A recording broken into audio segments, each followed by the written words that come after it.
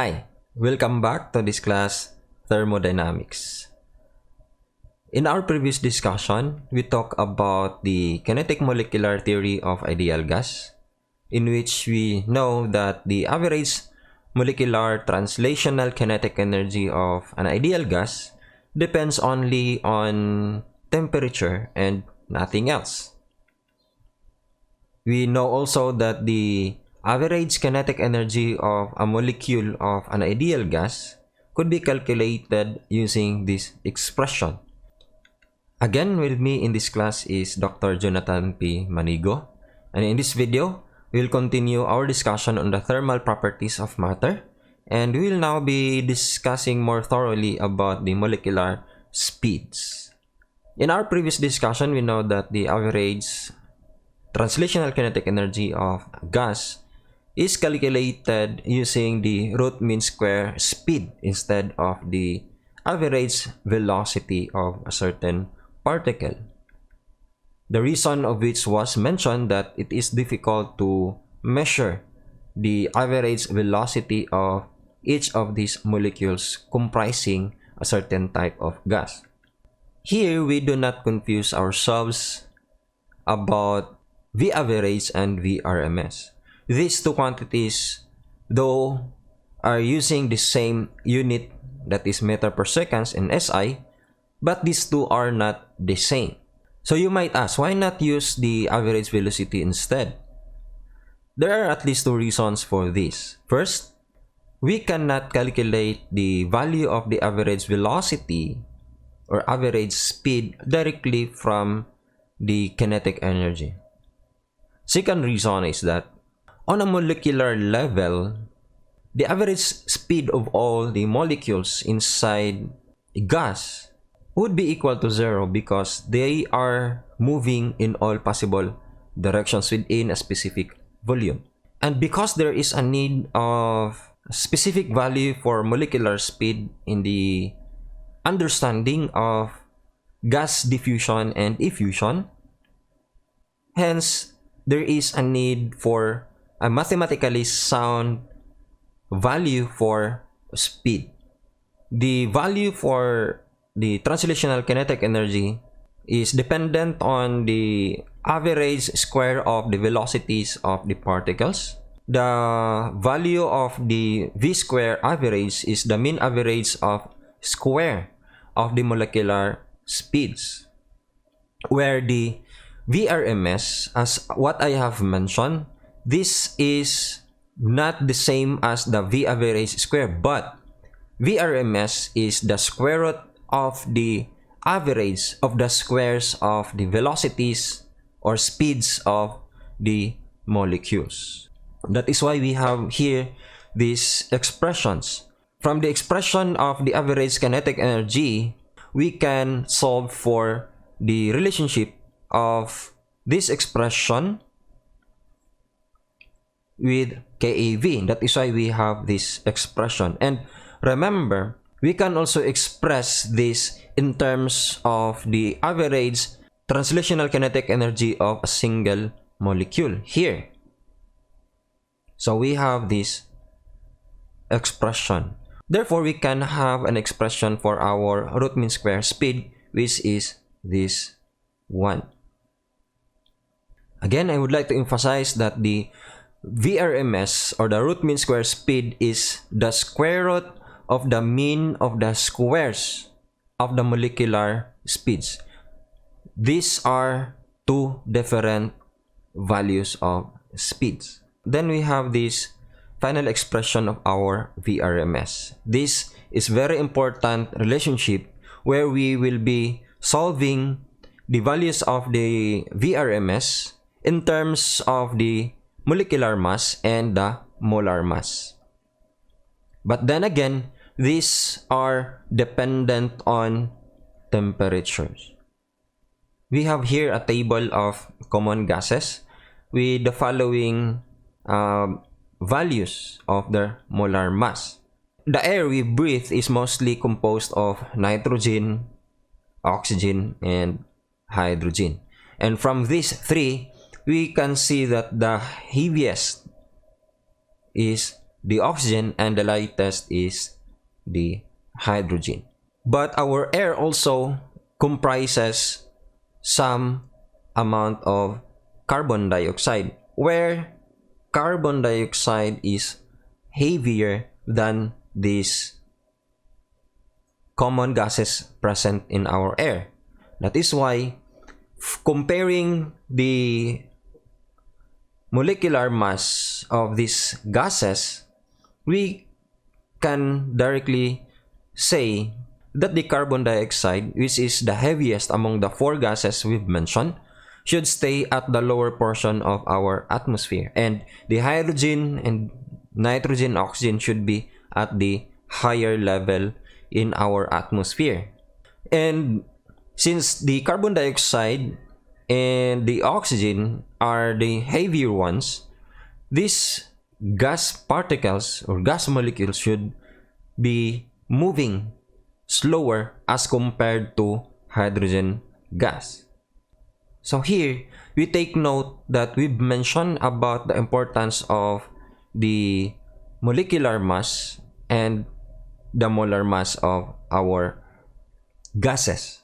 And these are very important factors which contribute to the kinetic energy of a gas and, of course, its VRMS. Heavier gases, those are of greater values in terms of their mass and molar mass. And this contributes to their motion. The heavier the molecule is, then it is expected to move slower compared to another molecule which is lighter. So lighter gases, these are those smaller particles or molecules with smaller amount or values of molar mass or molecular mass.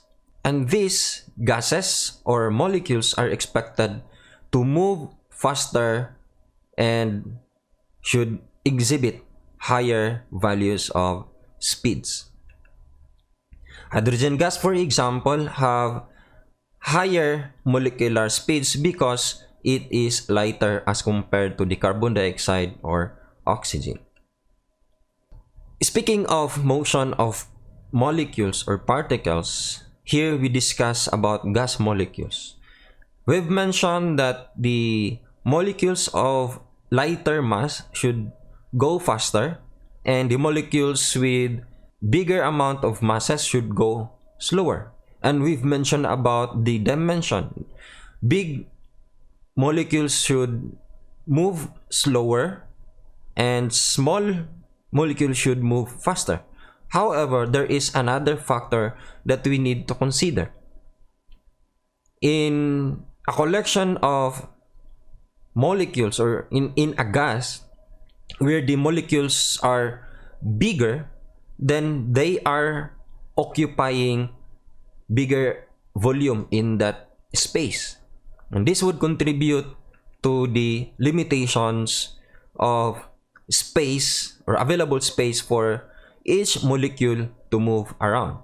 We are now introducing an average distance between the collisions. Again, in a collection of gases or gas molecules, the individual molecules are moving randomly in all possible directions. And this pressure, this temperature is dictated by the motion and collisions of these molecules. The average distance between the collisions, assuming we are using spherical gas molecules here to simplify our discussion.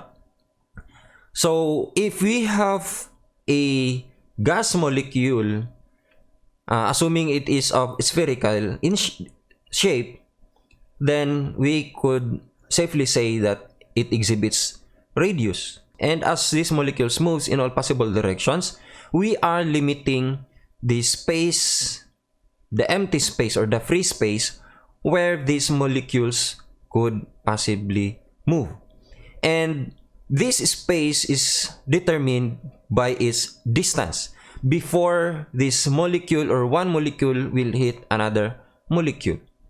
So for example, we have to consider these two molecules. This one moving in this direction, and there is this possibility that it will hit to this to this molecule. And this motion is determined by its distance or from this molecule, and of course its speed as this molecule moves in this direction.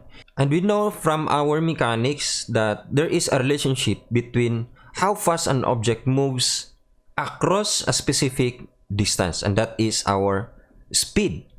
And if we are able to identify the speed and the distance, then we can actually solve for the time when this molecule would hit this another molecule. Therefore, we are now talking about distance before collision and the time before this molecule, before one molecule would hit another molecule. And that is, we defined now the average path or the mean free path of the molecules involved in a specific kind of gas. So we define this mean free path as the product between the speed and the average time or mean time. And this is written as the total volume divided by the product of these terms, where and here determines the number of molecules. V here is the individual molecular speed, and R is the radius of a specific molecule under consideration, and the T mean is the mean free time. This is the time between one molecule collides with another molecule. Again, the more molecule is there in a specific volume, then there is higher tendency or higher amount of number of collisions. That means the larger molecules with greater value of R and the greater number of molecules present in a specific volume, this would result to a shorter mean free path. For illustration, for example, you are passing through a crowded area or passing through a crowd. The more people there is, the lesser your space of moving freely. And the bigger these people are, the more you will be constrained to a smaller amount of free space where you are able to move prior or before colliding with another person. As an example, we will calculate values to compare the average speed and the RMS speed. So we have a collection of 5 gases with known speeds. We have 500, 600, 700, 800, and 900 meter per seconds. So we will solve for the average speed and for the RMS speed. First, calculating the average is straightforward. You just add up all of the given values, then you divide by how many the values are. So we have 5 values, then we divide this by 5. So we have 500 plus 600 plus 700 plus 800 plus 900. This will give us a value of 700 meter per second. Then solving for the RMS, we know that the RMS should be the square root of the average. So first we will solve for the average squares of these given molecular speeds. So we have 500 square plus 600 square, so on and so forth, and we divide it by 5. Then we get a value of 5.10 times 10 to the power of 5 meters square per second square. And now we are to solve for the VRMS, which is just the square root of this average of the squares. Then we get a value of 714 meter per second. And if you are to compare these two values, they are close. Yes, they are close to with one another. However, it is worth to note that the VRMS is always equal or greater than to the average. Another example, we will solve for the kinetic energy versus the RMS speed. We will calculate for the average translational kinetic energy of an ideal gas molecule at 27 degrees Celsius, and this is straightforward. We have the equation for the average translational kinetic energy as 3/2 kT, and since K is known and we are given with a value of the temperature of that molecule, then we have a value of 6.22 times 10 to the minus 21 joule. This value is average translational kinetic energy of just one molecule of this gas. Then for letter B, we will be solving for the average translational kinetic energy of 1 mole of this type of gas.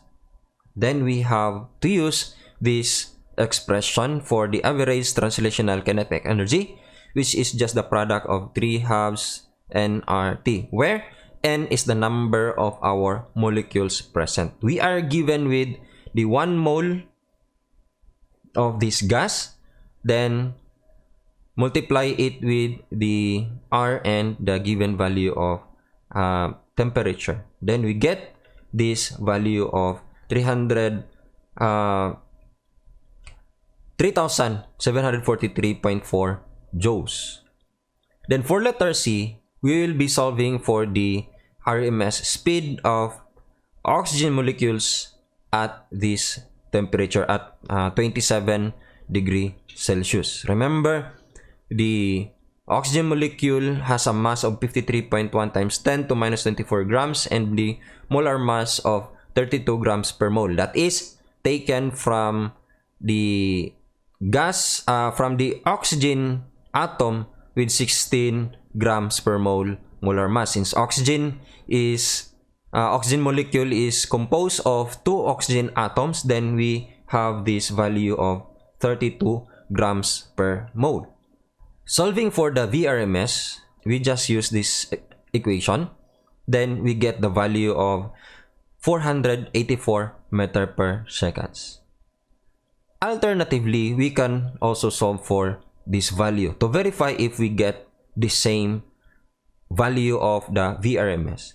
Using the second expression for the VRMS, we have 3RT over M, where we simply plug in values and we get the same value for the VRMS. Now, our second solution, this one is safer. Why? Because here, we might forget to solve for the molecule's mass. Whereas the molecular mass of oxygen can be taken directly from the periodic table. So another example, estimate the mean free path of a gas composed of oxygen molecules at 27 degrees Celsius and at a pressure of 1 atm. Assume that its molecules are spheres with radius of 2 angstrom. 1 angstrom is just equal to 1 times 10 to the power of minus 10 meters.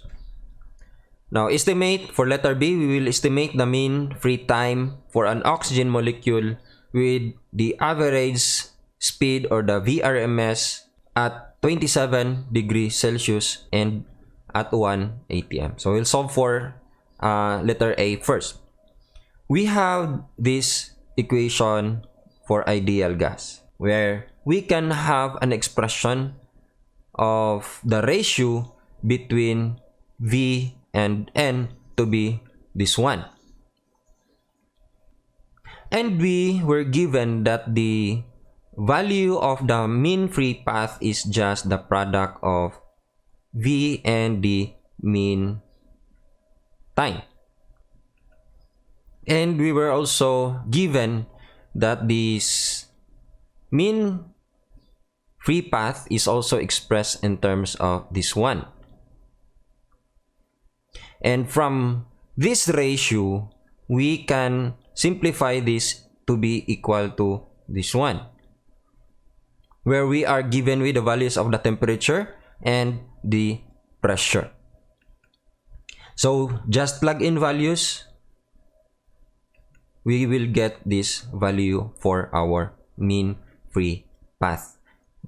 This is a very minute amount of distance, and it is 5.76 times 10 to minus 8 meters, or simply that is 57.6 nanometers.